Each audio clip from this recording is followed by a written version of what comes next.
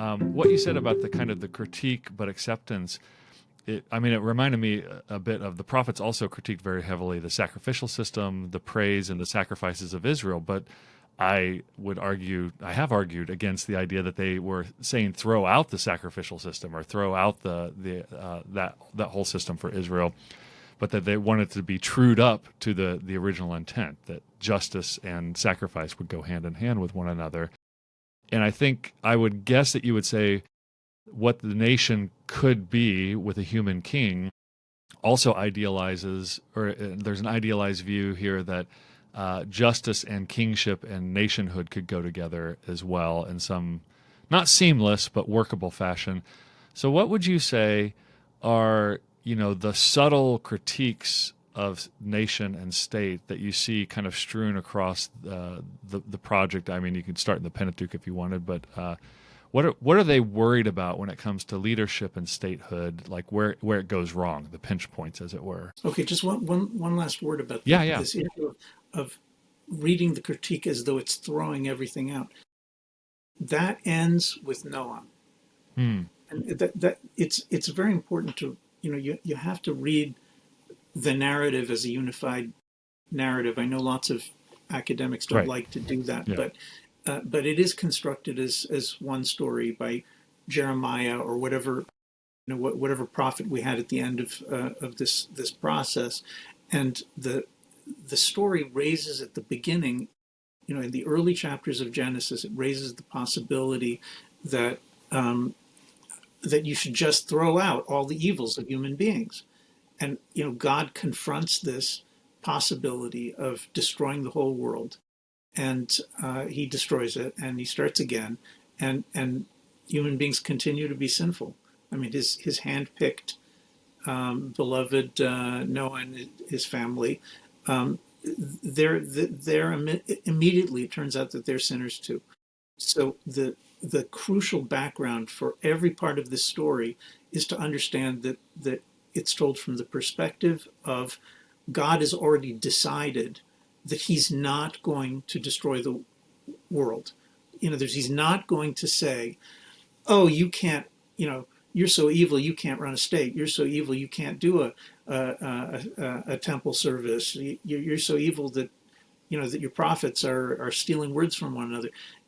God's already decided in this narrative that the answer is not to just throw everybody out. And so the everywhere you look, what you're getting is um, given the reality of sinful and corrupt human beings, given human nature, given what it's really like, how good can we make it within the constraints of what human beings just are?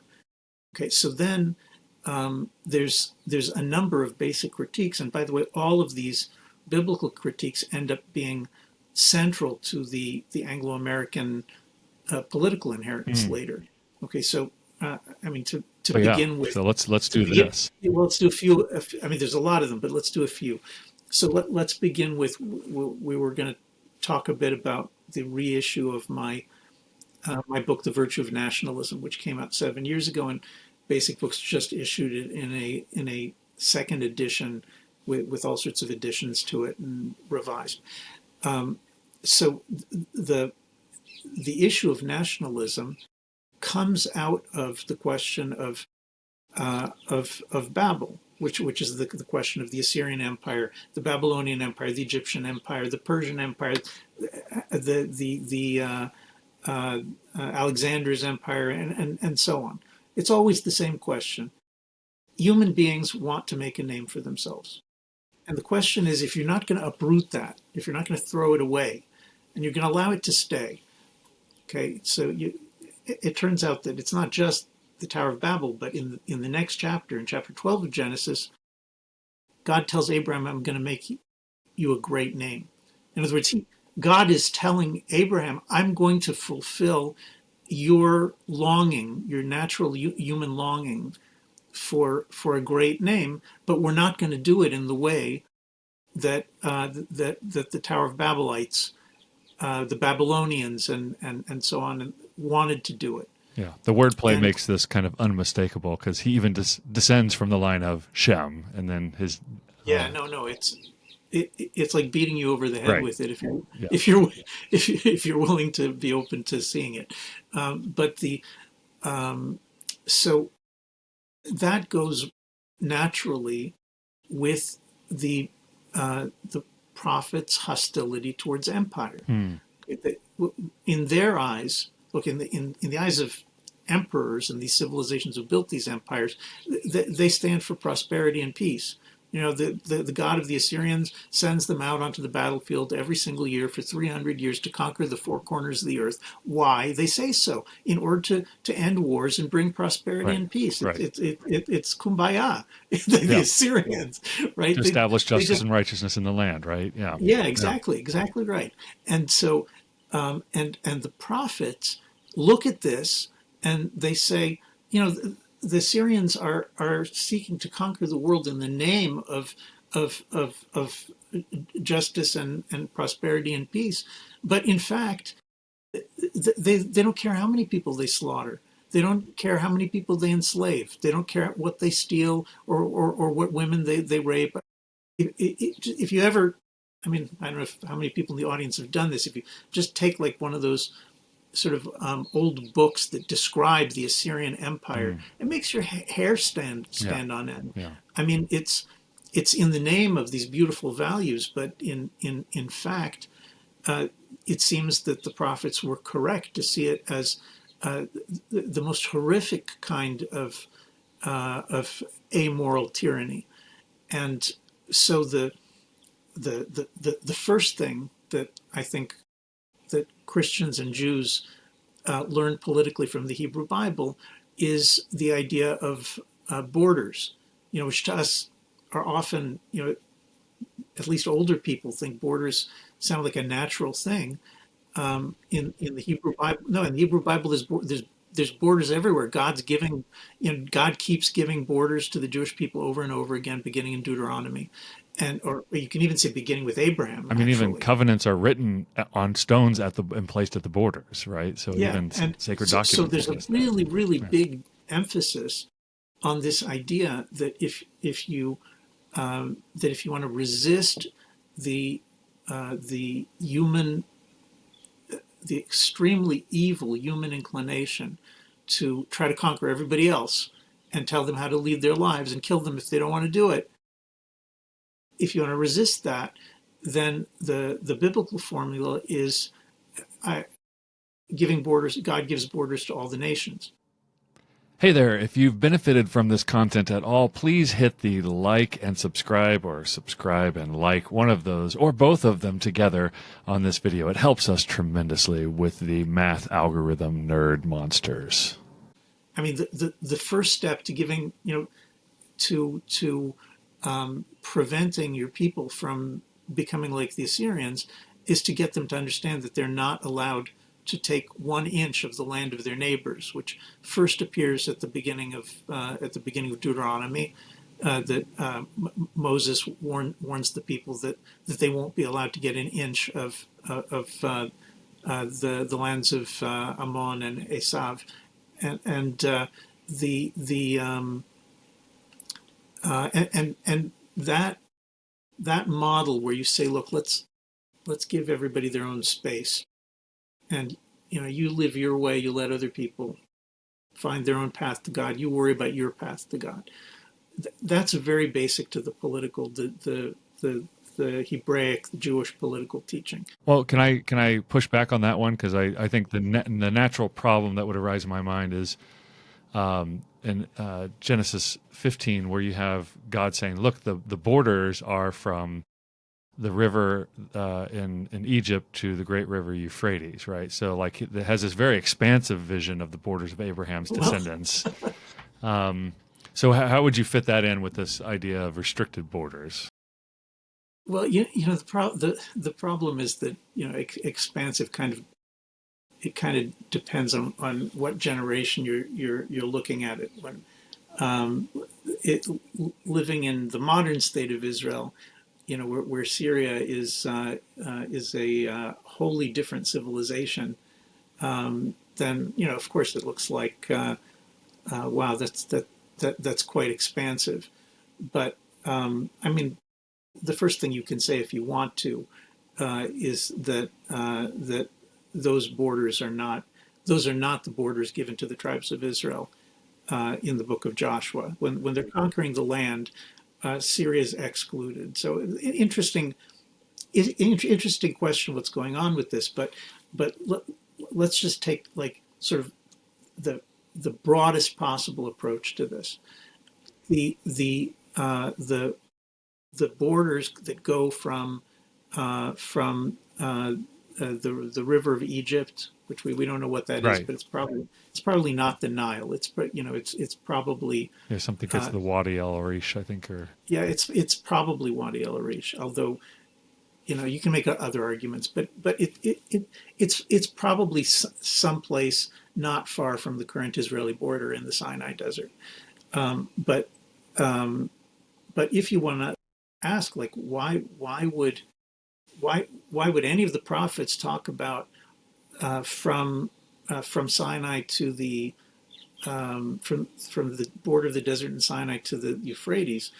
What they're looking at, you can see there's lots of places, but for example, in Isaiah, where he's sort of spreading out, he's giving you his future political vision, and he says, in that day, this is part of the of the lambs are going to lie down with wolves, meaning that uh,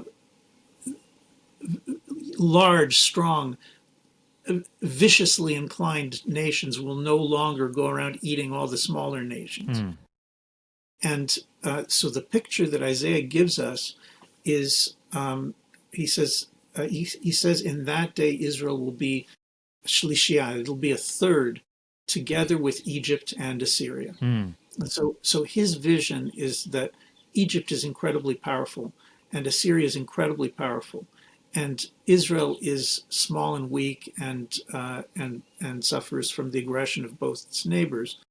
But his vision is that someday Israel will be able to live in peace with the Egyptians and the Assyrians. That's where you get that map from. That's not. It's obviously more complicated than this because that's not the only map. If you're reading the Book of Kings, mm. you see there the the the threat of the Egyptians from the south is incredibly clear, and the threat of the Babylonians from the north is very clear. And the in the time of Elijah, God doesn't send the Jews out to conquer Aram. It's interesting. Mm. Aram is that's the people living roughly where Syria is.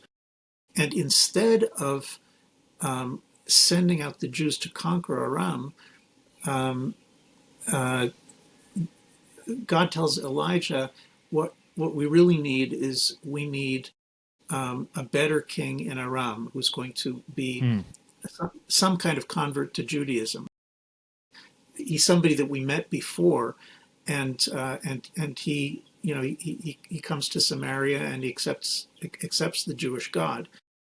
And so there's a slightly different vision where the dream of uniting the northern Jewish kingdom and the southern Jewish kingdom is like it's off the table. Right. It doesn't look like it's even possible, much less conquering Syria. But what is possible is to try to create an alliance Mm. um, between between Judah and Israel and Aram to try to bring the three of them into being like a confederacy, like an alliance of God-fearing countries that together will be strong enough to resist Egypt and Babylonia. So in the end, after a couple of more centuries, it fails.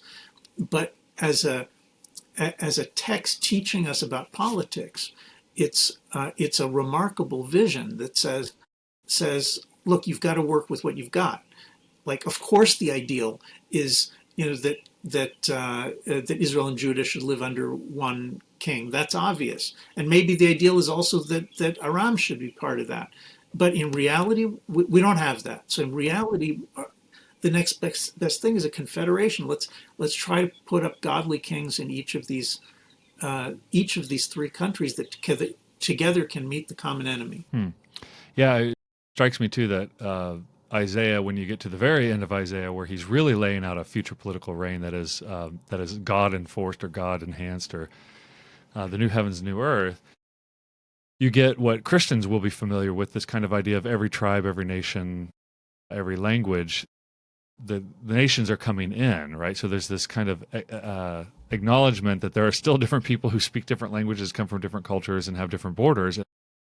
The beauty of the whole system is they're coming into Jerusalem now and acknowledging the one true God. And you have a very similar sentiment splattered across the New Testament text as well when they think forward to the new heavens and new earth.